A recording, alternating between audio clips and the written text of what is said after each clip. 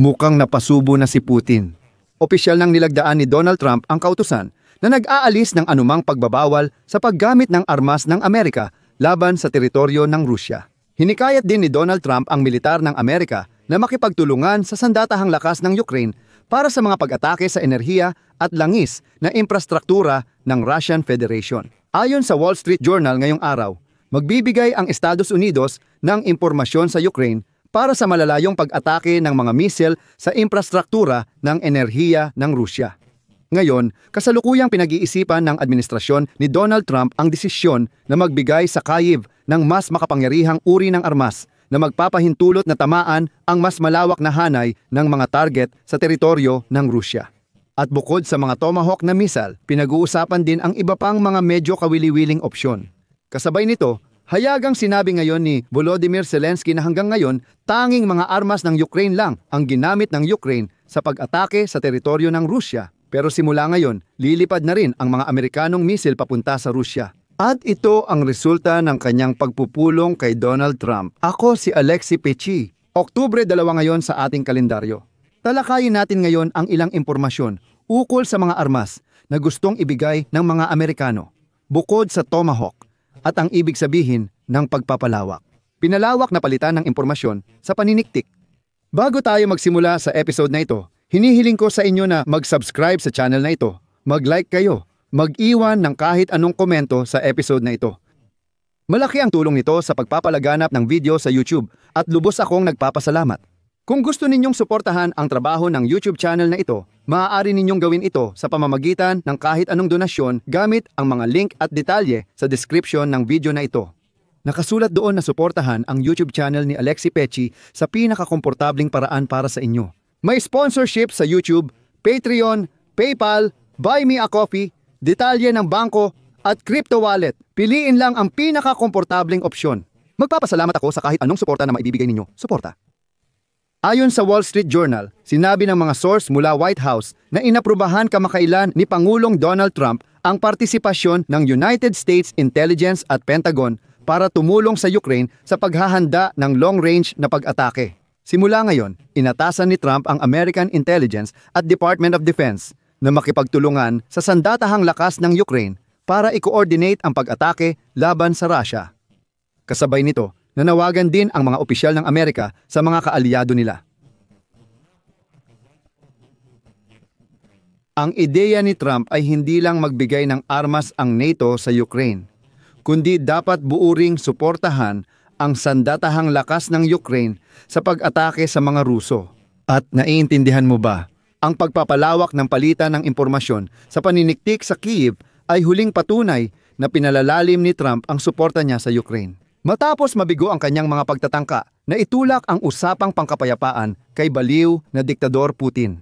Ayon sa mga opisyal ng administrasyon ni Trump, unang beses natutulong ang White House sa Ukraine na magsagawa ng mga pag-atake gamit ang long-range na mga missile, partikular sa mga pasilidad ng enerhiya sa loob ng teritoryo ng Russia.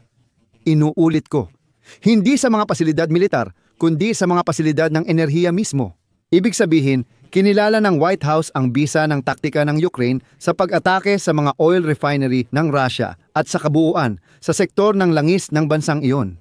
Paalala lang ayon kay Kit Kellogg, espesyal na kinatawan ni Trump, mas epektibo ang pag-atake ng Ukraine sa sektor ng langis ng Russian Federation kaysa sa mga sanksyon ng kanluran. Sa huli, pinili ni Trump na tumulong sa pagsira ng oil infrastructure ng Russia. Sa puntong ito, baka may ilang manonood na gustong tumigil muna. Matagal nang nagbibigay ng intelihensya ang Estados Unidos sa Ukraine, kaya ano ang nagbago? Totoo, matagal nang tumutulong ang Estados Unidos sa Kyiv sa mga pag-atake gamit ang drone at missile. Gayunpaman, ang mas malawak na palitan ng intelihensya ay magbibigay sa Ukraine ng mas mahusay na kakayahan sa pag-atake. Binibigyang diin ko, mga planta ng langis, pipeline, planta ng kuryente, at iba pang pasilidad na malayo sa kanilang hangganan. Ang pangunahing layunin ay tanggalin ang kita ng Kremlin mula sa langis na kailangan para ituloy ang digmaan. Dati, nililimitahan ng Estados Unidos ang pagbabahagi ng impormasyong paniniktik ayon sa lokasyon. Ibig sabihin, halimbawa, hindi ibinibigay ang impormasyon doon tungkol sa hindi ko alam na kalagayan at lokasyon ng ilang mga enerhiya na pasilidad sa Rusya. Ayon sa ilang opisyal ng administrasyon ni Trump, pinag-aaralan ng Estados Unidos na bigyan ang Ukraine ng Tomahawk, Barracuda at iba pang Amerikanong missile na kayang ilunsad mula lupa o himpapawid na umaabot ng halos 800 kilometro. Ayon sa kanila, hindi pa rin napagpapasyahan kung magpapadala ng armas at kung ano ang ipapadala. Kaya kung alam mo ang Tomahawk, baka hindi mo pa naririnig ang Barracuda. Ang Barracuda ay isang bagong magaan na krusyal na missile drone na may turbojet engine mula sa kumpanyang Anduril Industries na inilagay lang sa serbisyo ngayong 2024. Ang saklaw ng Barracuda ay mula 200 at 20 hanggang 900 at 25 kilometro depende sa warhead. Ang pinaka-maximum na warhead ay 45. Ang Barracuda ay kilala hindi lang sa lakas manira, kundi pati sa bilis nito. Dahil sa turbojet engine, ang mga missile na ito ay lumilipad sa bilis na 900 kilometro kada oras. Halos katulad ito ng Storm Shadow.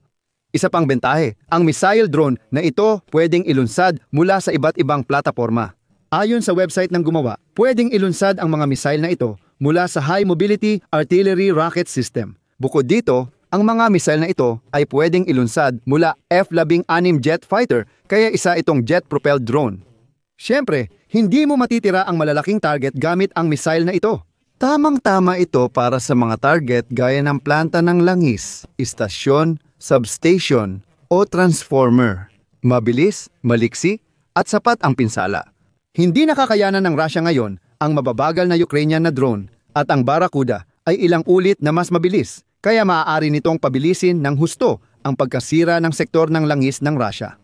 At para sa mga natatakot sa kanluran, tungkol sa paglala ng sitwasyon, maaari nilang sabihin ng may kumpiyansa na hindi Tomahawk ang ibinibigay ng Estados Unidos ng Amerika, kundi mga karaniwang combat drone lang. Mga drone lang ito.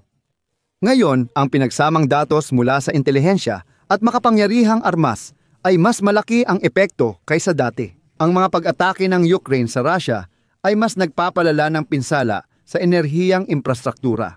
At isa sa mga opisyal ng Amerika ang nagsabi na bago ipasa ang kaukulang impormasyon, hinihintay muna ng Estados Unidos ang nakasulat na mga tagubilin mula sa White House. Ibig sabihin, pumirma na si Trump ng isang kautusan. Pero dahil sa kasalukuyang pagdeklara ng shutdown doon, may ilang opisyal na naghihintay pa na direktang matanggap ang liham na iyon. At dito nagiging interesante ang mga susunod na pangyayari. Kamakailan lang, inaprubahan ng administrasyon ni Trump ang pagbebenta sa Ukraine ng mga bala na may mas mahabang abot ng mga air-launched na missile na kayang gawin ito. At ngayon, Oktubre 2, inihayag ng presidente ng Ukraine na si Volodymyr Zelensky na ginagamit lang ngayon ng Ukraine ang sarili nitong mga long-range na sandata para umatake sa teritoryo ng Russia. Gayunpaman, binigyang diin niya na pagkatapos ng pagpupulong kay Amerikanong katapat na si Donald Trump, posible na magkakaroon ang Ukraine ng mas marami pang kakayahan para tumugon sa mga pag-atake ng Russia. Paalala, noong nakaraang linggo, sinabi ni Zelensky na hiniling niya kay Trump ang Tomahawk na missile. At ang pangalawang pangulo ng Estados Unidos na si J.D. Vance ay nagbalita nitong linggo sa Fox News na isinasalang-alang ng Amerika ang ganitong kahilingan ng Ukraine. Ang pag-apruba sa pagbibigay ng karagdagang impormasyon sa paniniktik ay nangyari bago pa man maglabas ng pahayag si Trump sa social media kung saan ipinahayag niya ang pagkainis kay Vladimir Putin at sinabi na maaaring mabawi ng Ukraine ang kontrol sa lahat ng sinakop na teritoryo. Ayon sa mga opisyal ng Amerika, binigyang diin ni Trump na hindi magtatagumpay ang Ukraine kung hindi sila makakaatake sa loob ng Russia. Pagkatapos nito, sinabi ni Trump na may lahat ng tsansa ang Ukraine na magtagumpay. At heto ang senaryo ng pag-atake sa Russia. At dito, tandaan ninyo na ang administrasyon ni Trump ay nilimitahan. Nilimitahan ang access ng Ukraine sa makapangyarihang uri ng armas at ang dami ng palitan ng impormasyon sa intelihensya. Partikular, pinatigil ng team ni Trump ang mga bagong padala ng mga missile system na ATACMS na sinimulang ipadala ng Estados Unidos sa Ukraine noong panahon ng administrasyon ni Biden. Kalaunan, nagpatupad ang Pentagon ng proseso ng pag-aproba para sa bawat pagkakataon na gustong gamitin ng mga Ukrainian ang mga missile na ito. Ang veto mechanism na ito mula pa noong tagsibol ay hindi nagpapahintulot sa Ukraine na magpalipad ng American ATACMS sa Russia. Ayon sa Wall Street Journal, humiling ang Ukraine ngayong taon na gamitin ang mga missile laban sa target sa Russia. Ngunit tinanggihan ito ng administrasyon ni Trump. Ngayon, nagbabago na ang sitwasyon. Sa mga nakaraang araw, nakatanggap si Trump ng ilang katulad na mga briefing tungkol sa sitwasyon sa larangan ng labanan at nakatuon siya sa kawalan ng mga teritorial na tagumpay ng Russia. Sa mga talumpati niya, naging critical siya sa bagal ng pagsulong ng Russia sa digmaan. Sa prinsipyo, siya at ang koponan niya ay puro tungkol sa kung paano natatalo ang mga Ruso. Daang libong sundalo nila sa labanan at wala silang nakakamit. Nag-ingat ang Kremlin sa balitang posibleng magbigay ang Estados Unidos ng bagong makapangyarihang armas sa Ukraine. Tulad ng sinabi ngayon ni Peskov. Bukas pa rin ang tanong kung sino ang pwedeng magpalipad ng Tomahawk na missile kahit mapunta ito sa teritoryo ng rehimeng Kyiv. Magagawa ba ito ng mga Ukraino lang o pati ng mga sundalong Amerikano? Sino ang magtatakda ng target para sa mga missile na ito? Kailangan ito ng masusing pagsusuri. Sa madaling salita, ito na naman ang bagong pulang linya mula kay Putin, na ngayon ay nagbanta sa buong mundo ng malaking digmaan. Pero kasabay nito ay tiniyak na hindi aatakehin ng Russia ang NATO. At sa totoo lang, kalokohan ngang isipin pa yan. Pero tungkol dyan, sa ibang episode na sa YouTube channel, lumabas na roon ang tungkol sa mga pahayag ngayon ng diktador na si Putin sa Valdai Conference. Kung hindi nyo pa napanood, pumunta kayo sa channel, siguraduhin mag-subscribe at panoorin nyo. Dito ko natatapusin muna. Ilagay ang opinyon at konklusyon sa comments sa episode na ito. Ingat at paalam sa lahat.